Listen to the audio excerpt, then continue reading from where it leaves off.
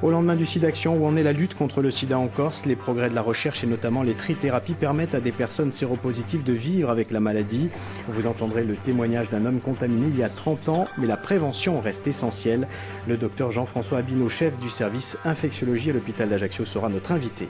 Je vous le disais en titre, au lendemain du SIDAction, nous nous intéressons à la lutte contre le sida en Corse. Globalement, l'épidémie stagne. L'île est l'une des régions où le nombre de nouveaux cas chaque année est en régression. La prévention reste essentielle et déterminante, mais les nouveaux traitements, les trithérapies en particulier, ont changé la vie des patients, comme nous le montre ce reportage de Dominique Moret et de Francis Rombaldi.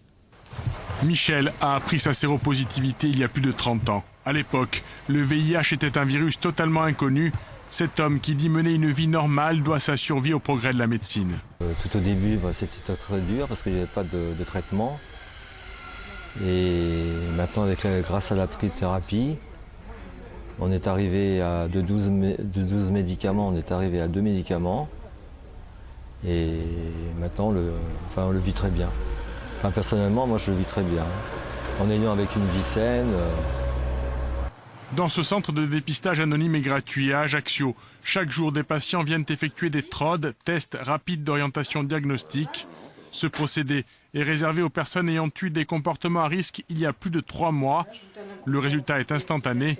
En 2012, il y a 6372 nouvelles contaminations diagnostiquées en France. 70% ont entre 25 et 49 ans. Dans l'île, peu de jeunes sont concernés. En région Corse, la tranche d'âge la plus touchée, ce sont les 30-39 ans. Les 20-25 ans, il y a quelques cas, mais avant 20 ans, à part 2 cas de transmission materno-fœtale, nous n'avons heureusement pas de jeunes contaminés. Pourtant, en Corse, depuis la découverte du virus, 281 personnes ont été contaminées, 172 sont décédées. Aujourd'hui, la maladie progresse moins, mais elle n'a pas été éradiquée. On pensait que c'était seulement pour les homosexuels et puis ceux qui se droguaient, quoi. Et malheureusement, ça m'est arrivé. Voilà. Malgré les avancées de la médecine, le seul frein au VIH actuellement reste l'utilisation du préservatif. Et pour savoir où en est justement la lutte contre le sida en Corse, le docteur Jean-François Abinot, chef du service infectiologie à l'hôpital d'Ajaccio, est notre invité. Bonsoir. Bonsoir. Alors, quelle est aujourd'hui la situation de la lutte contre le sida en Corse? On a le sentiment que ça s'est nettement amélioré par rapport aux années 90.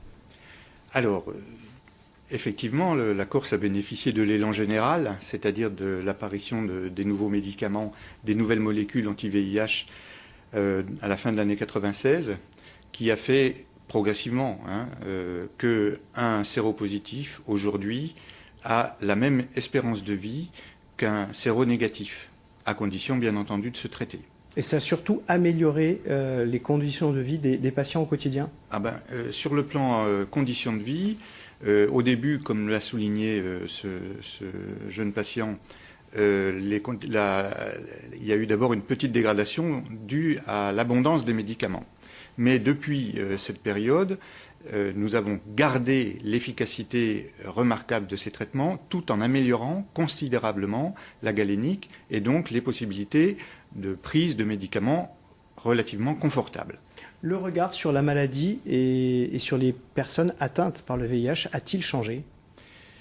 Ça, c'est plus difficile à dire.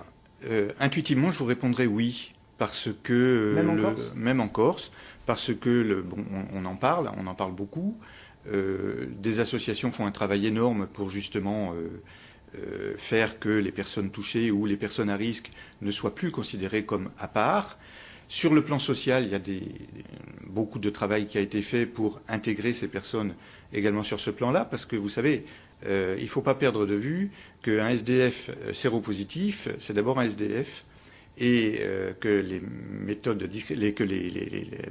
le risque discriminatoire frappe à la fois sur la situation de pauvreté et d'exclusion que sur la séropositivité. La lutte contre la séropositivité, c'est un front très large qui concerne le traitement, on vient d'en parler, et il ne faut pas oublier de dire que sur le plan de la prévention, le traitement c'est important. Quelqu'un qui prend une trithérapie efficace, qui se soigne, qui suit les recommandations qu'on lui fait, cette personne ne transmet pas le virus. ou du moins ne le transmet pas plus que quelqu'un qui porterait un préservatif. Mais justement, la prévention, et notamment sur l'usage du préservatif, reste essentielle. Alors, ce que je viens de vous dire est valable... Parce que le risque, c'est tout de même à un moment donné qu'il y a un relâchement au niveau des comportements. Alors, ce que je viens de vous dire est valable pour les séropositifs qui se savent séropositifs, mais il ne faut pas oublier que dans la population générale, et y compris en Corse, au moins 25% des personnes séropositives ignorent qu'elles le sont. Donc, pour la population générale, le message reste préservatif. Pour la population séropositive, le message il est à la fois d'espoir, c'est-à-dire votre traitement va vous permettre de vivre aussi longtemps que n'importe quelle autre personne et de mourir d'autre chose. Et le message, c'est aussi de leur dire ce traitement évite que vous transmettiez le virus. D'un mot, au-delà de la Corse, le risque est bien réel. C'est-à-dire qu'aujourd'hui, on a le sentiment qu'en Occident, on peut bénéficier de cet accompagnement, des thérapies et de la prévention, ce qui n'est pas le cas dans d'autres continents, et ça peut avoir des incidences. Oui, c'est vrai qu'à peu près 2/3 des séropositifs sont actuellement en Afrique subsaharienne, dans des conditions de soins qui sont très inférieures à ce qui se passe dans les pays occidentaux, et on peut dire qu'effectivement, de ce point de vue-là, on est privilégié. Mais vu l'importance grandissante des échanges internationaux, dans un sens comme dans l'autre d'ailleurs, il est évident que si les pays développés ne prennent pas en compte le risque que fait courir à la population mondiale le fait de laisser des foyers peu traités, forcément, à ce moment-là, les conséquences seront universelles. Il y a deux raisons pour lesquelles il faut aider l'Afrique à se soigner. C'est d'abord que ce sont des gens qu'il faut aider à se soigner, comme n'importe quel devoir de solidarité élémentaire de tout être humain, mais aussi parce que sinon, l'épidémie qui continuerait à sévir encore en Afrique atteindrait forcément les pays occidentaux et la Corse. Merci Jean-François Abitnaud d'avoir été notre invité dans ce Corsicaser.